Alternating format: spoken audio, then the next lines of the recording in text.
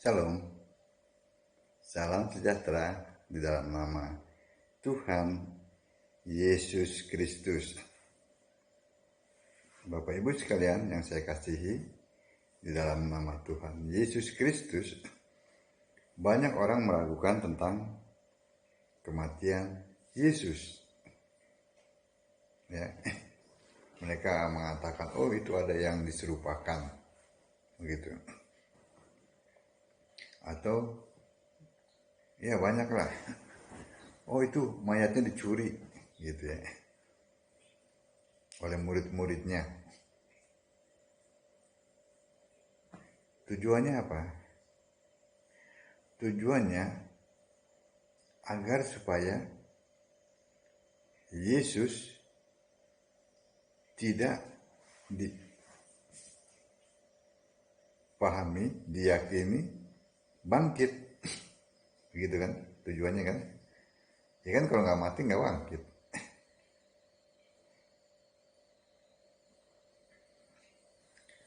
Mereka menolak Yesus satu-satunya Allah. Jadi kalau tidak ada kematian ya tidak ada kebangkitan. Begitu. Ya banyaklah hoak-hoak di luar sana itu. Bahkan majelis agama Yahudi pun begitu, menebarkan isu, oh Yesus itu tidak bangkit, tapi mayatnya dicuri gitu kan. Kita lihat ya dari Galatia 4 ayat 4. Apa yang dikatakan di sini?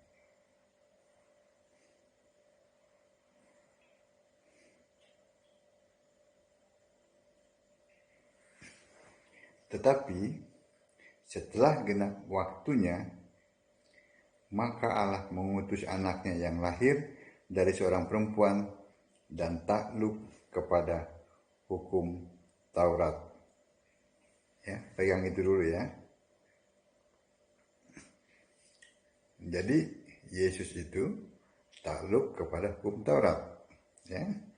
Kita lihat Yohanes 19 ayat 40-nya.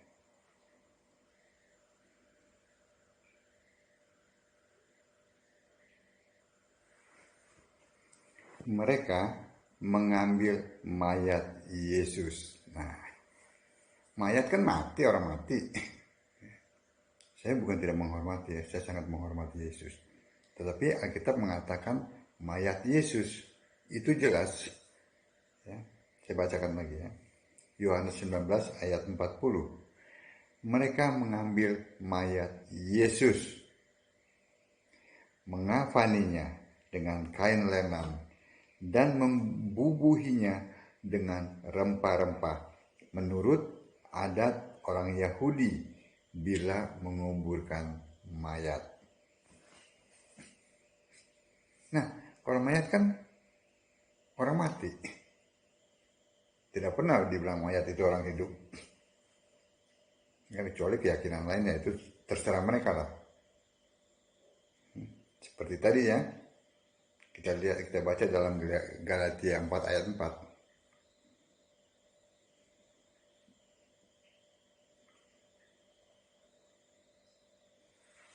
Bahwa Yesus takluk kepada hukum Taurat. Jadi sudah fix ya, bahwa Yesus itu mati benar-beneran, bukan bohong-bohongan, bukan hoak. Ya, maka disebut mayat Yesus. Ya, anggapan kalau Yesus itu tidak mati, mayatnya dicuri, ya itu tidak mendasar. Lalu mengapa Yesus kok mayatnya dikafani, tidak ditaruh dalam peti? Ya kan? Tadi itu Galatia 4 ayat 4, bahwa ia takluk kepada hukum Taurat. Ya. Buktinya Yesus disunat, bayar pentahiran Maria. Bahkan ketika mati, mayatnya dikafani. Itu bukti bahwa dia takluk kepada hukum Taurat. Ya. Apakah zaman dulu tidak bisa membuat peti? Oh, sangat bisa. Firaun mayatnya dimumi, dipeti. Ya.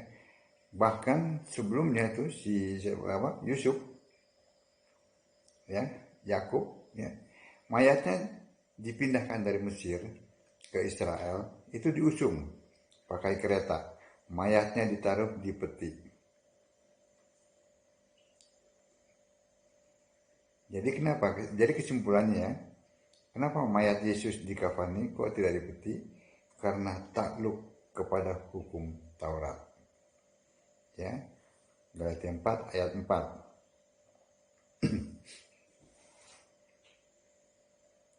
Sedangkan kita, ya, orang Kristen, ya, tidak lagi takluk pada hukum Taurat. Jadi bebas saja, ya, mau pakai peti, pakai jas, dibawain apa aja, itu ya boleh-boleh aja. Kenapa kita tidak takluk kepada hukum Taurat? Karena Yesus sudah menggenapi hukum Taurat. Dalam Matius, ya, Matius gitu. Aku datang, ya, bukan untuk meniadakan hukum Taurat, melainkan untuk menggenapinya. Ya, Matius 5 ayat 17. Janganlah kamu menyangka bahwa aku datang untuk meniadakan hukum Taurat atau kitab para nabi. Aku datang bukan untuk meniadakannya, melainkan untuk menggenapinya. Yesus datang juga untuk menggenapi. Dia melakukan itu, dia tunduk kepada hukum Taurat. Dan juga lihat, setelah dia genapi, ya kan, dia batalkan.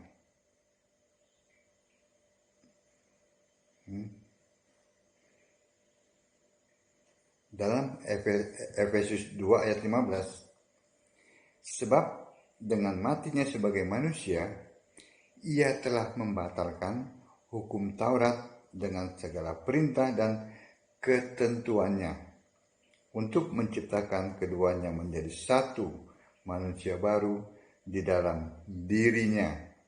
Dengan itu mengadakan damai sejahtera.